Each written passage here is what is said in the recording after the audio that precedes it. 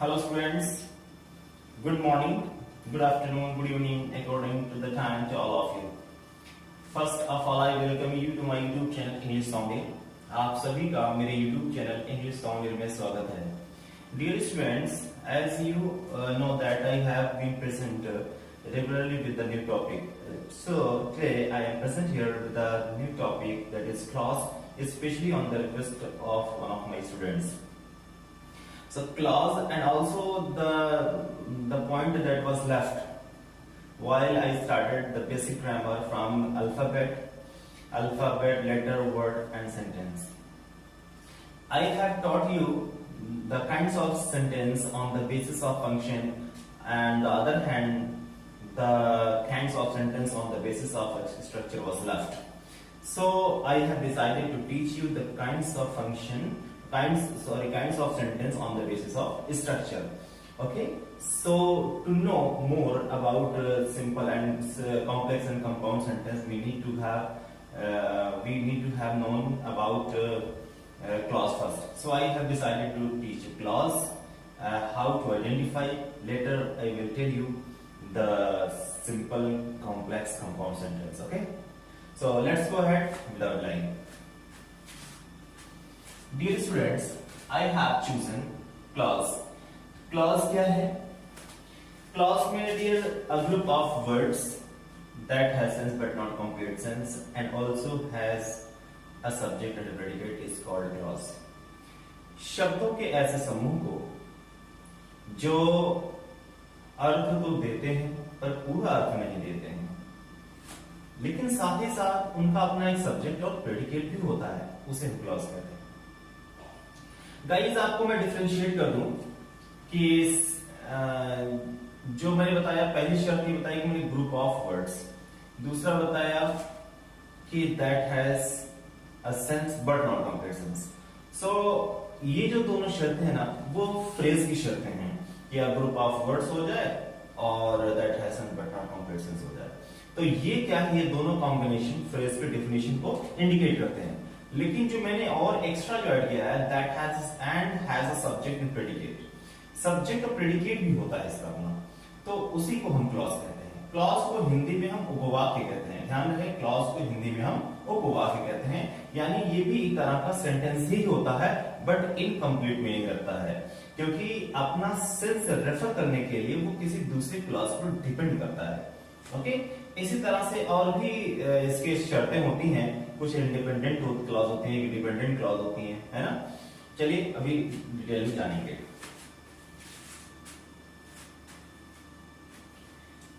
तो dear students, clause की definition में लिखा है a group of words that has a sense. Okay, so a group of words that has a sense but not complete sense and also has a subject and a predicate. याद रहे कि इसका अपना एक subject भी होता है और प्रेडिकेट भी होता है. बस यही इसको क्या बना देता है, क्लॉज बना देता है. कंप्लीट मीनिंग ना हो, सब्जेक्ट भी हो और प्रेडिकेट भी हो, यही क्या करता है, क्लॉज बना देता है. आइए एग्जांपल से समझने की कोशिश करते हैं. I know where you live, मैं जानता हूं कि तुम कहां रहते हो. अब मैं बात करूं क्लॉज की, तो I know where you live, ये दोनों क्लॉजेस हैं. बात आपको बता दे रहे हैं कि क्लॉज हमेशा सेंटेंस का एक पार्ट होता है, सेंटेंस नहीं होता है. Clause is always a part of sentence, not a sentence. Though it is similar to sentence, sentence के सिमिलर में होता है. बस फर्क इतना होता है, इनकम्प्लीट मीनिंग नहीं रखता है. अपनी मीनिंग को कंप्लीट करने के लिए और दूसरे किसी क्लॉज पर डिपेंड करता है. डिपेंडेंट और इंडिपेंडेंट दोनों क्लॉजेस होते हैं, ऐसी बात नहीं है. अभी देखिए मैं क्लैरिफिकेशन करता हूं इसका. I know where you live, मैं जानता हूं कि तुम कहां रहते हो. अब इसमें क्लॉज आप सही मायने में देखेंगे तो ये भी क्लॉज है और ये भी क्लॉज है. समझ रहे हैं? ऐसा क्यों? अगर मान लीजिए हम इसको सेंटेंस कह देते या इसको सेंटेंस कह देते, तो जब सेंटेंस हो गया तो सेंटेंस में एडिशनल चीजें ऐड करने की जरूरत क्या है? Why do you need to add additional things to make the sentence complete? मान लीजिए अगर I know is itself a complete sentence, why have you added where you live then? And if I suppose where you live is complete in itself, why have you added I know then? तो ये actually matter क्या है? I know where you live में मैं किसी एक को ढक करके इसकी मीनिंग जानने की कोशिश करता हूं। मान लीजिए मैं आई नो को पहले ढक देता हूं। वेयर यू लिव, इसका मतलब जानते क्या होता है? अब आप कहेंगे वेयर यू लिव का मतलब होगा तुम कहां रहते हो। देखिए वेयर यू लिव जो है ये क्वेश्चन नहीं है, ये इंटरॉक्टिव सेंटेंस नहीं है। अगर ये सेंटेंस इंटरॉक्टिव होता तो हम पूछते वेयर डू यू लिव।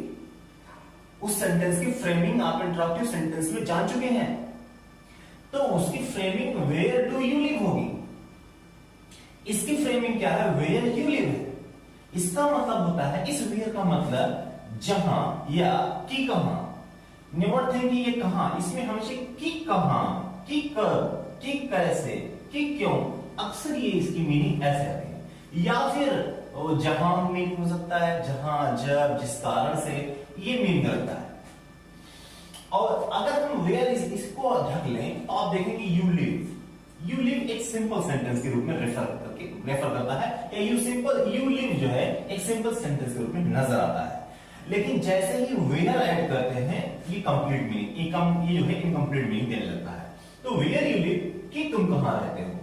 अच्छा, हम अकेले ऐसा नहीं बोल सकते कि तुम कहां गए थे, कि तुमने किया क्या, कि कि वह सो रहा था, कि वह कहां गया था, कि वह कब आएगा। इनकम्प्लीट मीनिंग है। जैसे ही आप उसको कंप्लीट करने के लिए कोई और क्लॉज जोड़ेंगे वैसे वो कंप्लीट मीनिंग देने लगेगा। जैसे मैं जानता हूं कि तुम कौन हो, मैं जानता हूं कि वह कब आएगा, मैं जानता हूं कि तुम कहां गए थे। तो जैसे ही मैं जानता हूं या और कोई क्लास जोड़ते हैं तो वैसे ही वो कंप्लीट मीनिंग देने लगता है। यानी इसकी अपनी कंप्लीट मीनिंग नहीं है। तो मैंने बोला वही कि the clause that has a group of words that has a sense but not complete sense. बात वही है ना कि दैट हैज अ सेंस, जिसका सेंस हो, लेकिन कहा जाए कि not complete sense. Complete sense ना हो और उसका सब्जेक्ट और प्रेडिकेट हो। अब इसमें देखिए क्या है, कंप्लीट सेंस नहीं है। क्या यही ग्राउंड्स है, यही ग्राउंड्स है पहचानने का कि कंप्लीट सेंस ना हो तो क्लॉज कह देंगे? ऐसा नहीं है, बिल्कुल भी नहीं है कि मतलब कंप्लीट सेंस जहां ना मिले वो क्लॉज हो जाएगा। इसमें दो शर्तें हैं, कंप्लीट सेंस भी ना हो और सब्जेक्ट प्रेडिकेट भी हो इसका। अगर ग्रुप ऑफ वर्ड्स है और कंप्लीट सेंस नहीं है तो वो फ्रेज होगा, लेकिन अगर उसी में सब्जेक्ट और प्रेडिकेट भी शामिल हो गया तो क्लॉज हो जाता है। अब इसमें सब्जेक्ट प्रेडिकेट क्या है? देखिए यू जो है सब्जेक्ट है, and the rest part is predicate. इस सेंटेंस को देखिए आपको बता दें, आई से लेकर के लिव तक पूरा सेंटेंस है। आई से लेकर लिव तक पूरा सेंटेंस है। अब बाकी अगर हम बात करें तो ये इसके पार्ट्स यानी भाग हैं, तो हम इसको दो पार्ट्स में बांट देते हैं। कितने पार्ट्स में? दो पार्ट्स में बांट देते हैं। आई नो अलग कर देते हैं, वेयर यू लिव अलग कर देते हैं। ओके, अब आप देखिए वेयर यू लिव जो है ये इनकम्प्लीट मीनिंग रख रहा है और जिसका सब्जेक्ट आपका यू है, सब्जेक्ट है, और वेयर लिव जो है प्रेडिकेटिव पार्ट है। इसमें देखिए आई सब्जेक्ट है और नो जो है प्रेडिकेटिव पार्ट है ना। और वेयर लिव जो है ये प्रेडिकेटिव पार्ट है। तो डियर स्टूडेंट्स आपको बता दें, अब बात करते हैं आई नो की। यहां तो मान लीजिए तो वेयर यू लिव तो समझ में आ गया, वेयर यू लिव में कि कहां रहते हो, कि कब रहते हो, कंप्लीट मीनिंग नहीं देता है। But I know refers complete meaning. I know expresses its complete meaning. Then what will you do? Would you say that this is a sentence? Would you say that this is a complete sentence?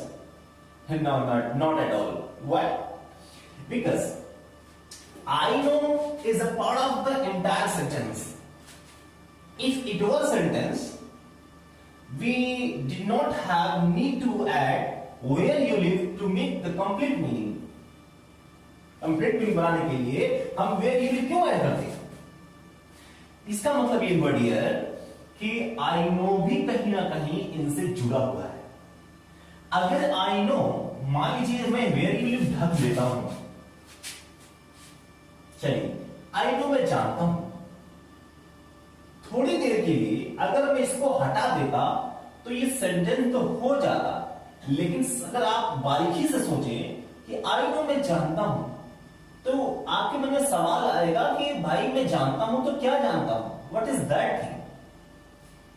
मान लीजिए आप add नहीं करते तो कोई बात नहीं, वहीं तक आपका सेंटेंस कंप्लीट हो जाएगा, सिर्फ जानने तक ही. लेकिन अगर कोई चीज ऐड हो गई है तो इसका मतलब है कि वो उसका पार्ट हो गया.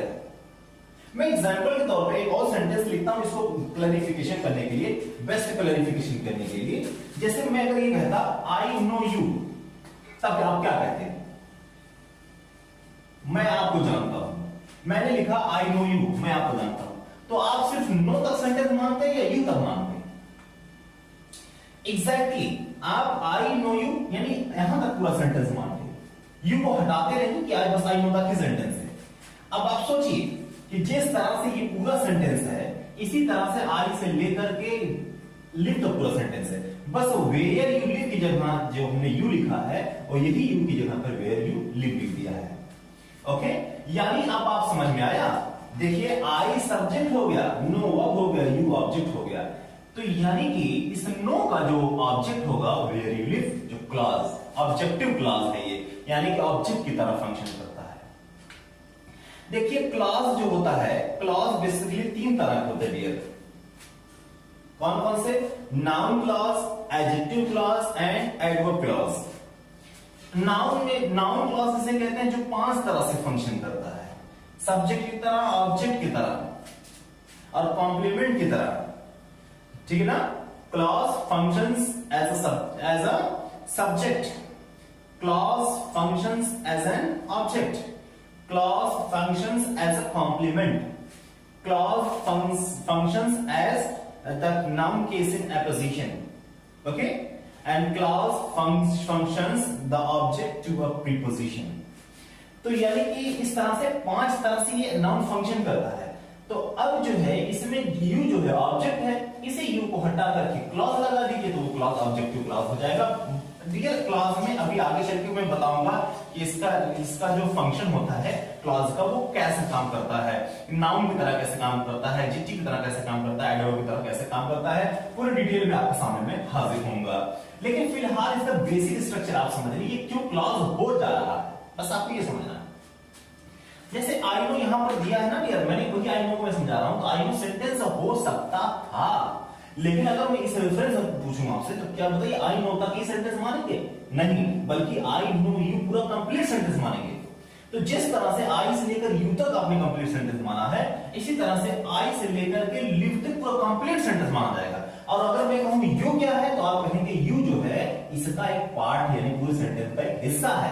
तो अगर मैं वेयर यू लिव की बात करूं तो आप भी कहेंगे वेयर यू लिव क्या है, पूरे सेंटेंस का एक हिस्सा है. अब बताइए जब पूरे सेंटेंस का हिस्सा वेयर यू लिव है तो डेफिनेटली तो सेंटेंस यहां से लेकर यहां तक होगा, ये एक सेंटेंस है. और आई नो क्या है, पार्ट है, ये भी क्या है, पार्ट है. तो आप जान लीजिए पूरे सेंटेंस का जो पार्ट होता है वो कंप्लीट हो नहीं सकता, ये जान लीजिए. कहीं ना कहीं आई नो जो होगा वो भी कहीं ना कहीं कंप्लीट नहीं है. हालांकि ये माना जाता है कि the clause that has its own complete sense and does not depend upon others. जो दूसरों पर डिपेंड नहीं करता है उसको हम उसको इंडिपेंडेंट क्लॉज कहते हैं. And the clause that has no meaning of its own, rather it depends upon other clauses. So that clause is called subordinate clause कहलाता है, इसको सबऑर्डिनेट क्लॉज कहते हैं. ठीक है, या फिर डिपेंडेंट क्लॉज कहते हैं, यानी कि ये डिपेंडेंट नहीं कहते क्या, जो डिपेंड करता है. तो यानी ये अपनी मीनिंग कंप्लीट करने के लिए इस पर डिपेंड करता है, बट ये अपनी मीनिंग कंप्लीट करने के लिए इस पर डिपेंड नहीं करता है. लेकिन अब आप कहेंगे जब डिपेंड नहीं करता तो सेंटेंस ना, मैंने आपको बताया कि सेंटेंस कभी किसी सेंटेंस का पार्ट नहीं होता है, बल्कि अगर वो पार्ट हो गया तो वो क्लॉज बन जाएगा. क्योंकि यहां से लेकर यहां तक सेंटेंस है। ये क्या होगा, इसका हिस्सा है, पार्ट है, और पार्ट कभी सेंटेंस होता नहीं है। सेंटेंस हमेशा अपने आप में कंप्लीट होता है। जब कंप्लीट यहां तक हो रहा है तो हम यहां तक सेंटेंस क्यों मानेंगे? आई होप ये क्लियर है। आपको अगर क्लियर नहीं हो तो प्लीज जो है मुझे कमेंट में जरूर बताएंगे कि आपको क्लियर नहीं हो पाया। नेक्स्ट एग्जांपल देखते हैं, tell me what you eat. यहां पर है टेल मी, मुझे बताइए, व्हाट यू ईट, कि क्या आप खाते हैं, कि क्या, कि क्या, कि कब, कि कैसे, कि क्यों, कि कहां। मैंने बताया हुआ है आपको कि this kind of word creates clause. जरूरी नहीं कि हमेशा डब्ल्यूएच वर्ड आए। No, it's not necessary. It's not necessary that the WH word always comes in the formation of clause. Never think. कभी मत सोचिएगा कि सिर्फ WH word ही clause बना सकता है। यानी कि आपके जितने भी subordinate conjunctions होते हैं ना, वो सारे clause बनाते हैं। Subordinate conjunction सारे clause बनाते हैं, ध्यान रखिए।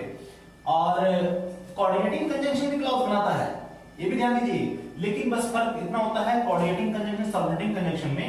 मैं आपको बताऊंगा कोऑर्डिनेटिंग कंजंक्शन से जो सेंटेंस बनकर आता है वो कंपाउंड होता है, और सबऑर्डिनेटिंग कंजंक्शन से जो सेंटेंस बनकर आता है वो कॉम्प्लेक्स होता है।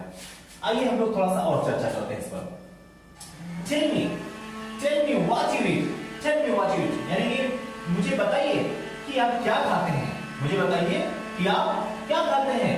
अब आप बताइए, आप अपने जरा सेंस से बताइए कि वेयर यू लिव से आप पता लगाइए कि क्या खाते हैं। इससे पता लगाइए कि ये जो व्हाट यू ईट है, क्या ये आपका क्लॉज है या नहीं है, सबऑर्डिनेट क्लॉज है या नहीं है। तो tell me what you eat. अब बताइए इसमें मेन क्लॉज कौन सा है, यानी कि प्रिंसिपल क्लॉज कौन सा है, इसमें सबऑर्डिनेट क्लॉज कौन सा है, बताइए जरा। Same process is here. जैसे आई नो को आपने कहा क्लॉज, यानी ये इसको प्रिंसिपल क्लॉज कहेंगे, यानी मेन क्लॉज, क्योंकि ये अपनी मीनिंग देने के लिए किस पर डिपेंड नहीं करता है। हालांकि इसमें भी मीनिंग अभी अधूरा है, ऐसी बात नहीं, इंटरनली अधूरा ही रहता है, जो कहीं ना कहीं डिपेंड करता है। लेकिन चूंकि अगर नहीं भी लगाएंगे तो भी कोई दिक्कत नहीं इसके लिए। लेकिन अगर आपने इसको यूज कर दिया तो ये क्लॉज का लगाना कंपलसरी हो जाता है। Getting me not? मान लीजिए कि आपने सिर्फ बॉडी में लिखा तो आपका काम नहीं चल सकता। यानी if you are using only subordinate clause, so you cannot use it alone. Rather, you will have to use the other clause especially for completing its meaning. इसकी मीनिंग कंप्लीट करने के लिए। लेकिन अगर मैंने कहा व्हाट यू हटा दीजिए, सिर्फ टेल मी लगा दीजिए, देखिए तो टेल मी। जैसे कोई I know something about you, तो आप कैसे कहेंगे टेल मी, बस इतने से काम चल सकता है। लेकिन कह दिया what you eat, what you, ये नहीं कह सकते कि व्हाट यू। याद रखिए क्वेश्चन में नहीं है, मैंने बताया हुआ है कि क्वेश्चन का फॉर्मेशन अलग होता है। अगर हमें पूछना है कि तुम क्या खाते हैं या आप क्या खाते हैं, तो बोलेंगे what do you eat. Okay, what do you eat कहेंगे, तब जाके वो इंट्रोगेटिव सेंटेंस बनेगा। लेकिन व्हाट यू ईट नहीं बनेगा, क्योंकि यू ईट जो है ये एक सिंपल सा सेंटेंस के रूप में आता है, और उसी के पहले हम डब्ल्यूएच वर्ड लगा देते हैं, तो ये बन जाता है क्लॉज, और ये सबऑर्डिनेट क्लॉज बन जाता है। अब ये जो है एक पार्ट हो जाता है पूरे सेंटेंस का, तो पूरे सेंटेंस का ये भी पार्ट, पूरे सेंटेंस का ये भी पार्ट। मैंने बताया हुआ कि सेंटेंस का पार्ट होता है क्लॉज, ओके, सेंटेंस नहीं होता है। हाँ, एक तरह से सेंटेंस कह सकते हैं, लेकिन सेंटेंस होता नहीं है, होता नहीं सेंटेंस। एक्चुअली होता क्या है, इसमें सब्जेक्ट भी है और वर्ब भी है, यानी प्रेडिकेट भी है, इसलिए सेंटेंस में भी सब्जेक्ट प्रेडिकेट होता है। बस सेंटेंस क्या होता है, कंप्लीट मीनिंग करता है। यानी अगर हम यहां से लेकर यहां तक बात करें तब जाके कंप्लीट मीनिंग होगी। और देख लीजिए सेंटेंस के लास्ट में पंक्चुएशन मार्क होता है, ये भी जान लीजिए, full stop, question mark, exclamation mark, है ना, ये सारे कोई पंक्चुएशन मार्क्स होते हैं ताकि सेंटेंस की मीनिंग कंप्लीट हो जाए। अब आप देखिए फुल स्टॉप कहां लगा, यहां लगा कि लास्ट में लगा है। आई नो इसमें देखिए फर्स्ट वाले में भी लास्ट में फुल स्टॉप लगा है, यानी कि जहां फुल स्टॉप लगा तो वहां कंप्लीट होता है। ये नहीं कि मतलब जहां पे यहां पे देखिए तो यहां भी फुल स्टॉप लगा देंगे, ऐसा मत करिएगा। तो टेल मी जो है ये आपका मेन क्लॉज हो गया, टेल मी। और एक चीज और बता दें, टेल मी जो है ये आपका इंपरेटिव सेंटेंस है। मैंने बताया हुआ है कि इंपरेटिव सेंटेंस का सब्जेक्ट हमेशा यू होता है, रियल केस में कभी आई भी होता है, मोस्ट केसेस में क्या होता है, यू होता है, क्योंकि बोलने वाला हमेशा जो है वो सेकंड पर्सन का ही होता है। ओके, जैसे कह दिया जाए जिस जो एक्शन करता है, मान लीजिए हमने कहा स्टैंड अप, मैंने बोला है ना, तो मैं नहीं कहूंगा I stand up. Stand up कौन होगा भाई, उसका एक्शन कौन करेगा, स्टैंडिंग का एक्शन कौन करेगा, यू स्टैंड अप। तो यू जो होगा वो आपका सब्जेक्ट होगा, याद रहे। ओके, तो जो एक्शन जो अब यूज होता है ना, उस एक्शन को कर कौन रहा है, वही आपका सब्जेक्ट होगा। अब tell me what you read, तो व्हाट यू रीड आपका यहां पर क्या हो जाएगा, सबऑर्डिनेट क्लॉज, जिसको एससी कह सकते हैं हम। सबऑर्डिनेट क्लॉज ये क्या होगा, प्रिंसिपल क्लॉज हो जाएगा। क्या प्रिंसिपल क्लॉज सबऑर्डिनेट क्लॉज ही हमको पढ़ना है? ऐसा नहीं है, मैं सिर्फ आपको ये समझा रहा हूं कि आप सिर्फ इतना पहचान जाइए कि क्लॉज होता क्या है। क्लॉज में डियर फिर एक बार और बता रहा हूं कि a group of words that has sense but not complete sense and also has a subject and predicate. शब्दों के ऐसे समूह को जो कंप्लीट सेंस नहीं देता, यानी सेंस तो देता है लेकिन कंप्लीट सेंस नहीं देता है, और इसका अपना एक सब्जेक्ट भी होता है और प्रेडिकेट भी होता है, उसे क्या कहेंगे, क्लॉज कहेंगे। अब ये क्लॉज का मुझे लगता है आप समझ गए होंगे, नहीं समझ पाए होंगे तो प्लीज पहले बता दीजिए, तभी हम आगे बढ़ेंगे। और देखिए अब इसमें जो हमें जिस टॉपिक का चुनाव करना था वो था काइंड्स ऑफ सेंटेंस, जो मैंने अपने जो सीरीज हमारी ग्रामर बेसिक ग्रामर की सीरीज चल रही है उसमें हम पहुंचे थे काइंड्स ऑफ सेंटेंस। तो काइंड्स ऑफ सेंटेंस बेसिकली दो तरह से होते हैं, on the basis of function, on the basis of structure. तो on the basis of function मैं बता चुका हूं, मैं फिर से उसको रिवाइज करते रहा हूं। Assertive, interrogative, imperative, exclamatory, objective, basically 5 होते हैं। ओके, ये 5 तरह के हमारे सेंटेंसेस होते हैं on the basis of function. दूसरा हमारा है on the basis of structure, यानी संरचना के आधार पर जो सेंटेंस हमारे कितने तरह के होते हैं, वो 3 तरह के होते हैं, simple sentence, compound sentence and complex sentence. Simple, compound, complex, ध्यान है, सिंपल, कंपाउंड, कॉम्प्लेक्स। एक बात मैंने और बताई थी कि आपको अगर सिंपल थोड़े आराम से समझ जाएंगे, बड़ा सिंपल है। एक कंपाउंड कॉम्प्लेक्स में ही आपको थोड़ा सा समझना पड़ेगा गहराई से। कंपाउंड में शॉर्ट में बताऊं, कंपाउंड किसे कहते हैं, जिसमें कोऑर्डिनेटिंग कंजंक्शन यूज हो जाए, बड़ा सिंपल है। कंपाउंड किसे कहेंगे, जिसमें कोऑर्डिनेटिंग कंजंक्शन यूज हो जाए, और कॉम्प्लेक्स किसे कहेंगे, जिसमें सबऑर्डिनेटिंग कंजंक्शन यूज हो जाए। ओके, बहुत आराम से समझ जाएंगे, मैं धीरे धीरे आपको समझाऊंगा। तो डियर मुझे लगता है यहां तक कॉन्सेप्ट आपको क्लियर हो गया होगा, ठीक है। तो वीडियो बहुत लंबी हो जाएगी, अगली वाली वीडियो में मैं सिंपल, कंपाउंड, कॉम्प्लेक्स के साथ आपके सामने हाजिर होऊंगा और एक पूरी डिटेल एक्सप्लेनेशन के साथ। Till then bye bye dear, see you again in the next video with the details of these kinds of sentences, simple, compound and complex. Okay, till then, bye bye.